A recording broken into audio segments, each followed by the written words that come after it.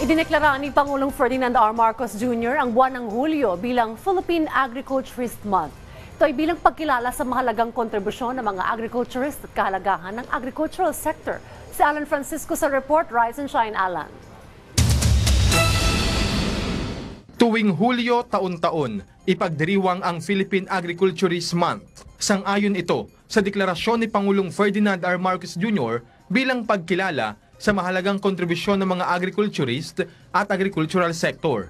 Nakasaad sa Proclamation No. 544 na nilagdaan ni Executive Secretary Lucas Bersamin, binigyang diin ng Pangulo ang ambag ng agricultural sector sa pagtitiyak ng food security sa bansa. Gayon din ang pangalaga sa kalikasan at balanseng urban and rural development.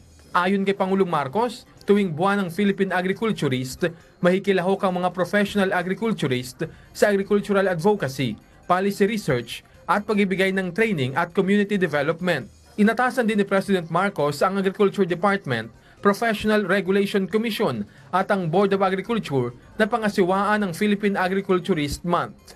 Habang ang mga ahensya ng gobyerno, government-owned or controlled corporations at iba pa ay naatasang makiisa sa mga programa. Iniimbitahan ng pamahalaan ng publiko na makilahok sa Kalayaan Obstacle Course sa June 10 hanggang June 12, 2024 bilang bahagi ng 126th anniversary of the Philippine Independence and Nationhood.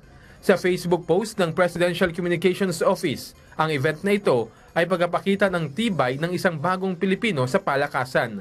Bukas ang registration hanggang May 30. Bisitahin lamang ang link na makikita sa Facebook page ng PCO. Alan Francisco para sa Pambansang TV sa Bagong Pilipinas.